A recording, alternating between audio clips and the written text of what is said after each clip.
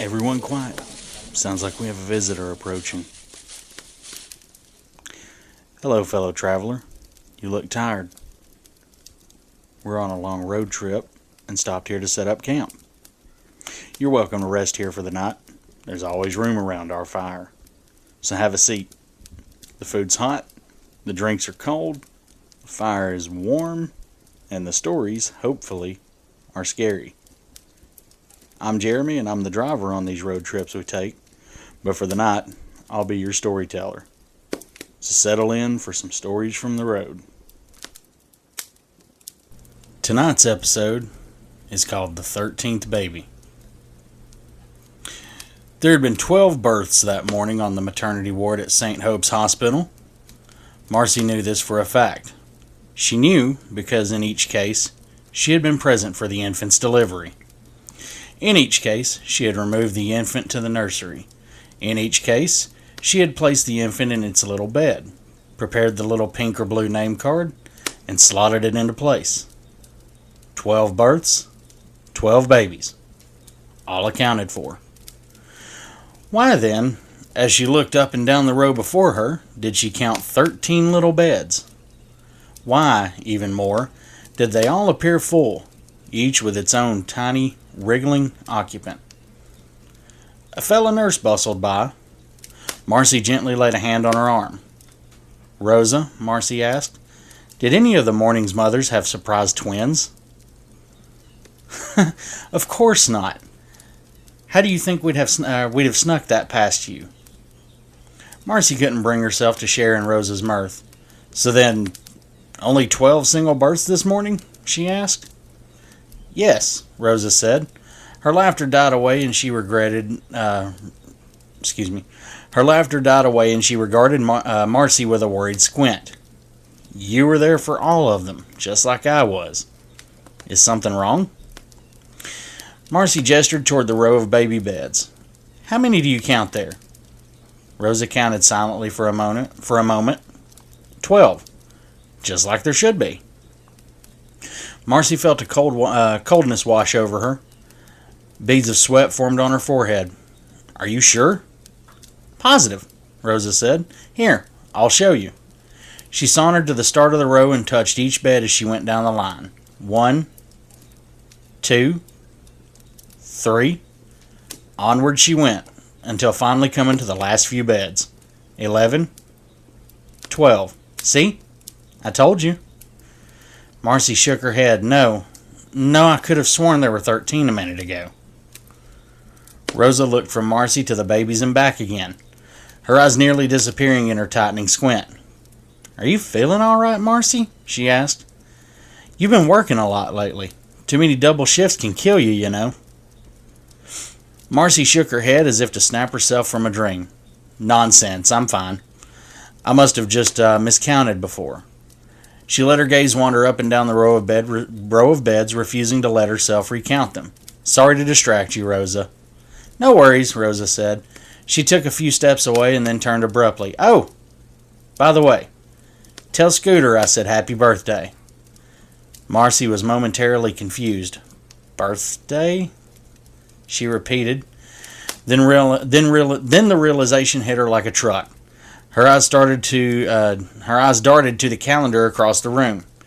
Yes, it was indeed her son's birthday. She had forgotten entirely. Shit! "What's the matter?" Rosa asked. "I completely forgot it was Scooter's birthday. Oh my God, he's going to kill me." She closed her eyes tightly and rubbed her temples. "I mean, maybe he'll understand. I've just been so busy with these extra shifts. 16 is old enough for a birthday rain check, right?"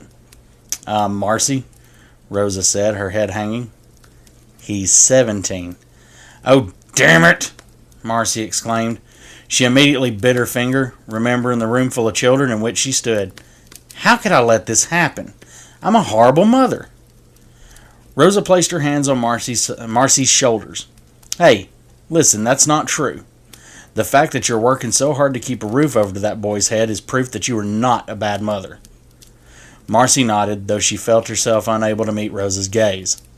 And hey, Rosa continued, it's not like the day's over. It's barely past noon. You could skip out on your second shift, grab him a card, take him to dinner. Not all is lost, my friend. Marcy brightened. You're right. Of course you're right. Thank you, Rosa. No problem, she said. Now I've got to do my rounds. Are you going to be, okay here? Marcy nodded and smiled. Of course. Go. Be nursely. Rosa smiled and sauntered from the room. Marcy once again eyed the row of infant beds, her previous trepidation gone. Stupid, she thought. How could I have thought there were 13 babies? Rosa's right. I need to take it easier. Unconsciously, she found herself beginning to count the little infants in their beds once more. 1, 2. Some still wriggled while others lay still with gently rising and falling chests. 7, 8. 8 girls, she counted. 8 future American beauties, she was sure. 10, 11. At last she came to the final beds.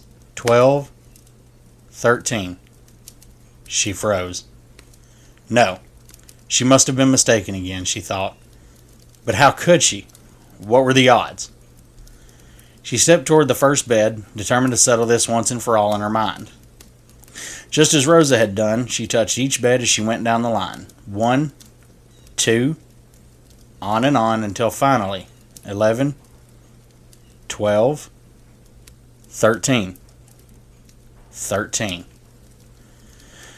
Marcy stood, shaking before the last little bed. Her hand flew from it as if it might burn her.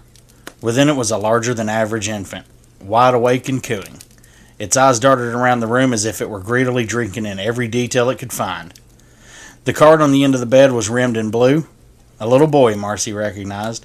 She studied the name that had been written there. Solomon. Funny, she thought. Scooter's real name. She let a mix of curiosity and her nurse's instinct to overcome her uneasiness, and she took a step closer to the bed. The sight that met her was completely unexpected. Smiling up at her, with joyful eyes and wet, glistening lips, was the most charming baby boy she'd ever seen. She found him especially dear because he reminded her so much of how her own son looked as a newborn. Well, hello there, Mr. Solomon, she said softly, reaching for the infant. As her hand neared him, he reached out his own pudgy arm as if to meet her. Their fingers made contact. The moment was electric. The touch of this baby's skin against hers filled Marcy with an immense feeling of love. The emotion was so strong she could not hold back a tear that rolled down her cheek. She could have stayed there in that moment forever, looking down and bonding with this clearly special baby. But the sound of the door creaking open stole her away. Marcy, Rosa said, scrub up. We're needed in the delivery room. Instantly, Marcy flipped back into work mode and hurried about her task. As soon as her shift ended, Marcy took Rosa's advice and headed out of the hospital. She was determined to do right by Scooter and salvage what was left of his birthday. Poor kid, she thought. It pained her to remember how busily she'd rushed him out to school that morning. She hadn't even remembered to wish him a happy birthday. Never again would she make that mistake, she promised herself. After picking up a sentimental card and calling Scooter's favorite steakhouse to make a reservation, Marcy finally pulled into her driveway. The house seemed quiet as she made her way towards the front door. She could see the living room window was dark. Normally, that was where she'd find her son neglecting his homework and sitting far too close to the television. She turned her key in the lock and let herself in. Only silence met her. Strange. Is he even home? Scoot, Marcy called. No answer came. She tried again. Scooter, I've got something to tell you. All remained silent. Worry began to creep in. What the hell? Marcy muttered. Maybe he's asleep in his room, or maybe he has his headphones on. Worth a try, right? She made her way up the creaking stairs and headed down the corridor. Scoot! Still there was no reply. Arriving at his door, she gave a solid knock. Scooter, are you awake? Instinctively, she tried the doorknob. It moved easily. The parent's dilemma spun around in her mind. To just barge in was an invasion of privacy. On the other hand, it was her house and her rules. For what seemed like ages, she stood there debating. All right, enough, she said to herself at last. He'll get over it. She turned the knob and pushed the door open. The scream that escaped her lungs seemed foreign, as did all the reality in that one horrible moment. She barely felt the impact when she dropped to her knees and collapsed against the door frame. She had found Scooter, but could not bring herself to look at his face.